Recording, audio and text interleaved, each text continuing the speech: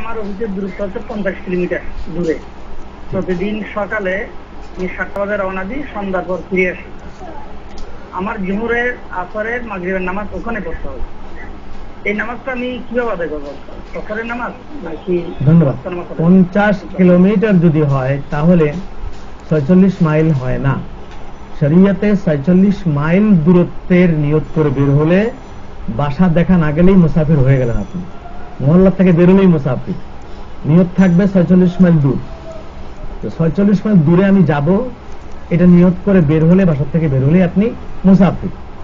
আপনি যেটা বলেছেন 50 কিলোমিটারে 46 মাইল হয় না, আরো কম হয়। তাহলে 46 মাইল যদি না হয় সেক্ষেত্রে আপনাকে পুরো নামাজ পড়তে হবে। আপনি সেখানে সব কসর, 4 রাকাতের 2 রাকাত কসর পড়তে পারবেন না। আর যদি 46 মাইল হয় সেক্ষেত্রে আপনি কসর পড়তে পারেন সেখানে গিয়ে। যে আরেকটি ফোনে কথা বলি। আসসালামু আলাইকুম ওয়া রাহমাতুল্লাহি ওয়া বারাকাতুহু। হ্যালো, আসসালামু আলাইকুম। ওয়া আলাইকুম সালাম। হ্যালো, হ্যাঁ জি বলুন, শুনতে পাচ্ছি। আচ্ছা, আমার প্রশ্ন হলো যে স্বামীর পায়ের নিচে স্ত্রীর বেহেশত। আরেকটা প্রশ্ন হলো যে সন্তান মায়ের পায়ের নিচে সন্তানের বেহেশত। মহিলাদের কি 2টা বেহেশত? এইটা। ধন্যবাদ। ওটা কোনো এক সময় কোন চালাক কোন লোক, বুদ্ধিমান, তার স্ত্রী তার কথা হয়তো শোনে না, স্ত্রীকে বশ করবার জন্য হাদিসের দোহাই দিয়ে এই মিথ্যা কথা চালিয়ে দিয়েছে।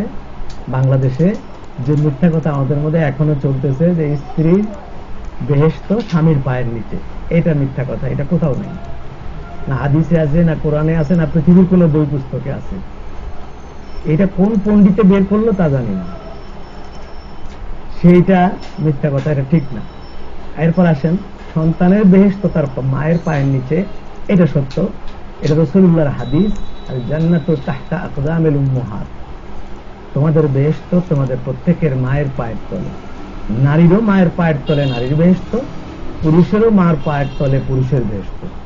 তো সুতরাং নারীদেরকে আল্লাহ তাআলা মর্যাদা দিয়েছেন। আমরা নারীদেরকে এদিক ওদিক করার চেষ্টা করলে কি হবে? নারীর মর্যাদা আল্লাহই দিয়েছেন যতটুকু দেবার। পৃথিবীতে কিয়ামত পর্যন্ত 700 কোটি মানুষ মিলে যদি নারীকে আরো বেশি কোথাও মর্যাদা দেবার চেষ্টা করে, ব্যর্থ হয়ে পারবে না। আল্লাহর চেয়ে বেশি মর্যাদা নারীদেরকে দুনিয়ার কোনো মানুষ দিতে পারে না। এখন নারীর মর্যাদা, অনেক অনেক মা বোনেরা ভাবছেন যে এই স্বামীর মর্যাদা কতটুকু। স্বামীর মর্যাদার এতটুকু, রাসূলুল্লাহ বলেছেন যে আল্লাহ যদি পৃথিবীতে মানুষকে সেজদা করা যাবে, অতিরিক্ত সম্মান করতে গিয়ে, ভালোবাসতে গিয়ে একটা সেজদার হুকুম যদি করতেন, সেই সেজদাটা আমি নিতাম না, প্রত্যেক মেয়েকে বলতাম তোমার স্বামীকে সেজদাটা করে দাও।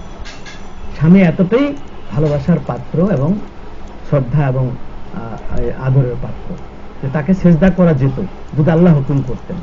সেটা এর চেয়ে বেশি স্বামী আর কি আশা করতে পারে? এর চেয়ে বড় কথা কে বলবে? এখন অন্য জায়গায় আসি, নারীর মর্যাদা যেটা বলেছেন, আমরা পৃথিবীতে নানা রকম ভাবে নারী স্বাধীনতা, নারীর মর্যাদার জন্য চেষ্টা করতেছি। সব নারীদেরকে দিয়ে ফেলতে হবে, কিন্তু রাস্তায় তো রিক্সা একটাও নারীদের দেখলাম না, ঠেলাগাড়ির মধ্যে একটা নারীও দেখলাম না, নৌকা চালানোর মধ্যে একটা নারীও দেখি না, ট্রাকে যখন মাল উঠায় কুলি সেখানে নারী নাই। কোন জায়গায় পুরুষের সাথে খুব ঘষাঘষি মাখামাখি করা যাবে এমন জায়গা যদি পাওয়া যায় তাহলে খুব নারীর স্বাধীনতা। তো এগুলো তো আমরা সব বুঝি, আর এই জন্যই মোল্লারা এই জাতের শত্রু। এই যে বুদ্ধিজীবী এক সম্প্রদায়, নাস্তিক, যাদের কাছে আল্লাহ বিল্লাহ কিছু নাই, এদের শত্রু কেন মোল্লারা? শত্রু এই জায়গায় যে মোল্লারা চায় নারীদের সম্মানের সাথে সংরক্ষণ করবার জন্য। ওরা চায় নারীদেরকে বাজারের পণ্য, শিলাকলায় পরিণত করার জন্য। কলা তো যতক্ষণ কলার ছাল থাকে ততক্ষণ কলার দাম থাকে, আর কলার ছাল ফেলে দিয়ে বাজারে নিয়ে যদি কলা বিক্রি করতে নেয় কেউ নেয় না। এরা কলার ছালটুকুও রাখতে চায় না, ওটা কেউ ফেলে দিয়ে ওরা নারীদেরকে বিক্রি করবার জন্য। টেলিভিশনে তাকিয়ে দেখেন, আমরা তো খুশিতে, মডেলরা তো মডেল হয়ে গেলে আর কি সারা দেশে কে পায়। কিন্তু মডেল কি কোনোদিন ভেবেছে যে আমার রূপ লাবণ্য বিক্রি করে 2 টাকা দামের একটা ব্লেড বিক্রি করা হচ্ছে? ব্লেড দিয়ে কি করা হয় এটা তো ভালো করেই জানেন। সেই ব্লেড 2 টাকা দামের বিক্রি করা হচ্ছে, মূল্য যার দেওয়া যাবে না, যার রূপের, এমন রূপবতীকে নাচাইয়া, 5 টাকা দাম একটা সাবান বিক্রি করা হচ্ছে ওই নারীটাকে নাচাইয়া। তাহলে নারী এখানে কি পণ্য হয়নি? তাহলে সে নারী যদি নিজের মর্যাদা নেই, যেখানে আল্লাহ বলেছেন নারীর পায়ের তলে তোমাদের বেহেশত, এর চেয়ে মর্যাদা নারী কোথায় পাবে? যেখানে আল্লাহ বলেছেন সর্বপ্রথম বেহেশতের দরজা খোলা থাকবে, কোন নবী ওলি গাউস কুতুব কোন পুরুষ পা দিতে পারবে না যতক্ষণ নারী পা না দিবে। বেহেশতে সর্বপ্রথম যেই সুন্দর নরম লিকলিকে পাটা বেহেশতে যাবে সেটা একজন নারীর পা। আমার নবীজির মেয়ে মা ফাতেমাতুজ জাহরা রাদিয়াল্লাহু তাআলা পা যতক্ষণ বেহেশতে না যাবে কারোর জন্য বেহেশতে যাওয়া যাবে না। সেখানেও নারী আগে। বিয়ের মজলিসে পুরুষ সারাদিন যদি কবুল কবুল কবুল কবুল কবুল কবুল করে জিকির করে বিয়ে হবে না, যতক্ষণ মেয়েটা অনুমতি না দিবে। মেয়ের অনুমতি আগে, পুরুষের কবুল পরে। বিয়ে তো দেখছেন আপনারা, অনুমতি কার আগে? মেয়েদের আগে। মেয়ে অনুমতি না দিলে পুরুষ বিয়ে হবে, 1 কোটি টাকা খরচ করে বসে আছে, হবে না বিয়ে যদি মেয়েটা রাজি না হয়। মেয়েটা অনুমতি না দেয়, রাজির কথা বলা হয়নি, এজেন্ট মানে অনুমতি।